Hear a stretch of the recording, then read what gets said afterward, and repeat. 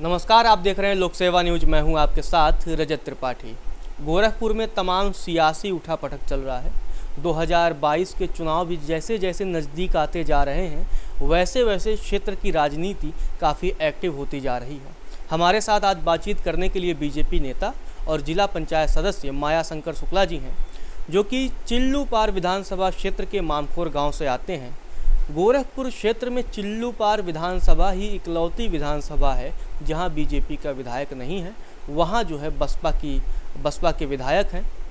हम बातचीत करते हैं कि उनके क्षेत्र में ऐसे क्या मुद्दे हैं, क्योंकि गोरखपुर के बाकी क्षेत्रों में तो बीजेपी के विधायक हैं, तो वहाँ के तो माना जाए लोगों का, बीजेपी के लोगों का दावा है कि वहाँ अच्छा काम हो रहा है। लेकिन चिल्लूपार की जनता और चिल्लूपार के लोग क्या सोचते हैं, और ये बातें बताएंगे हमारे साथ जो है माया शंकर जी। जुड़ने के लिए बहुत बहुत हमारे साथ स्वागत है। धन्यवाद। सबसे पहले तो दो चीज़ें एक साथ कि जिला पंचायत सदस्य के तौर पर ऐसे आपने कौन से कार्य किए हैं कि जिसकी बदौलत आने वाले चुनाव में जनता आप पर भरोसा करे, और दूसरी कि चिल्लूपार के इस समय लोकल मुद्दे क्या हैं। सबसे पहले मैं जनता को और आप सबको प्रणाम करता हूं, और मैं आपसे बता दूं, अगर आप विकास की बात करते हैं तो भारतीय जनता पार्टी विकास के मुद्दे पर ही टिकी हुई है, क्योंकि यह मुख्यमंत्री का शहर है। यहाँ विकास सर्वोपरि है। विकास के मुद्दे पर ही जनता के बीच जाना है और वोट मांगना है।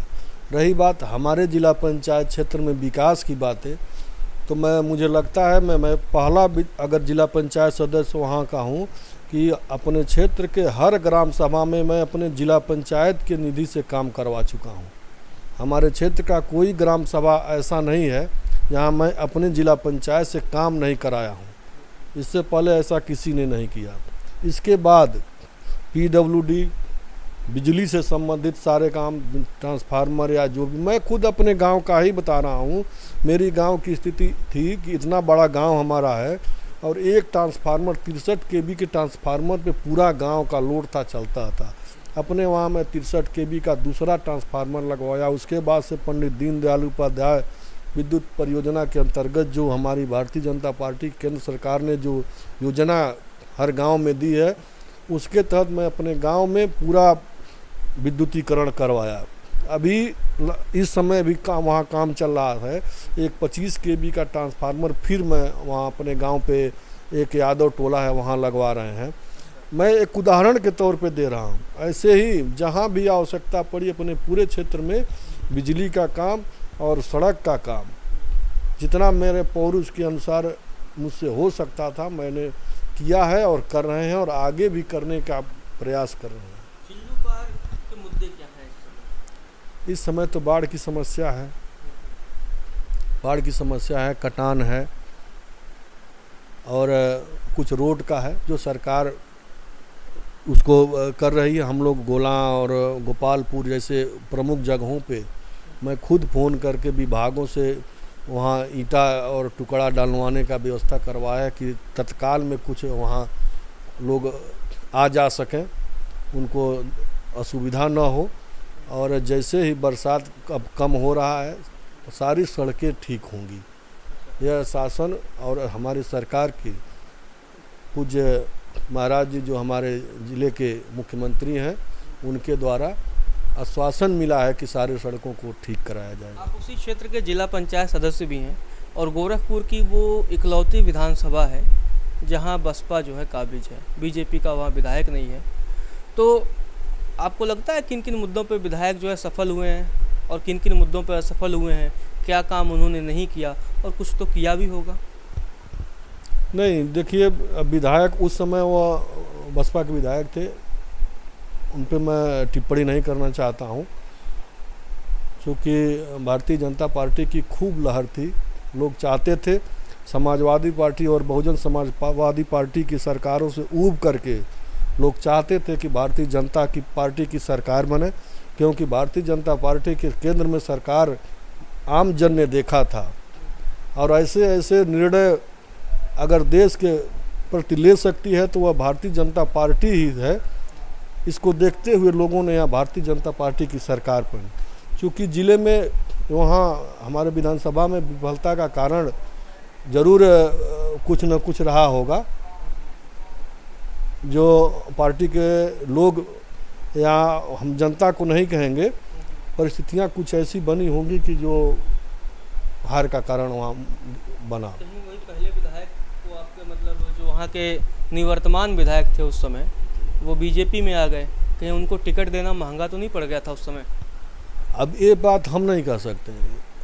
टिकट का जो निर्णय लिया, जो टिकट दिया, वही लोग ये करेंगे। इसका अकल मूल्यांकन तो पार्टी ने किया ही, और पार्टी स्तर की बात हुई, उसमें हमारी टिप्पणी और हम टिप्पणी करें यह उचित नहीं होगा। दावेदारी कर रहे हैं इस बार? अभी तो फिलहाल जिला पंचायत सदस्य हैं, अभी अब समय आने देखिए क्या होता है। मान लीजिए दावेदारी करते हैं तो मुद्दे क्या होंगे आपके, कि जिन मुद्दों को लेकर के आप जाएंगे, लोगों को चिल्लू पार के लोगों से आप बातचीत करेंगे?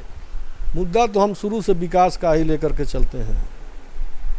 हम जातिवाद, धर्मवाद, धर्म संप्रदाय की बात न करते हुए विकास की बात करते हैं, क्योंकि विकास से ही समाज का भला होने वाला है, इसके अलावा और कुछ नहीं। बस इतने मुद्दे, मतलब मौका मिलेगा तो विकास की बात। विकास में क्या मतलब, लोकल मुद्दे ऐसे बहुत सारे होंगे ना? लोकल मुद्दे हमारे वहाँ सब ऐसा कोई हॉस्पिटल नहीं है कि जो रात में अगर हमारे क्षेत्र में किसी का तबीयत खराब है, चूँकि मुख्यालय से 60 किलोमीटर की दूरी पड़ती है, अगर किसी का स्वास्थ्य खराब होता है तो तत्काल तत्काल उनको ट्रीटमेंट कराने के लिए गोरखपुर जाना पड़ता है।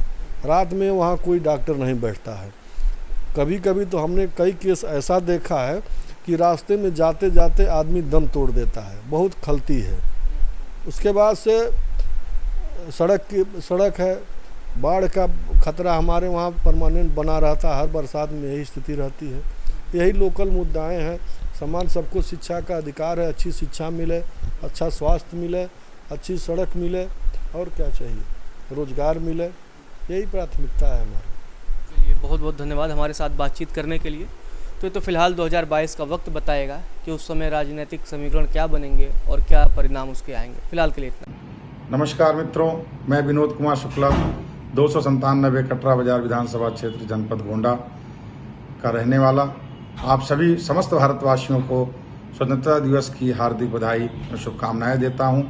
आप समस्त भारतवासियों से मैं निवेदन करता हूं कि इस वैश्विक महामारी कोविड-19 से बचाव के लिए सरकार द्वारा जो दिशा निर्देश दिए गए हैं उनका पालन करें और अपने परिवारों की सुरक्षा रखें। नमस्कार, जय हिंद, जय भारती।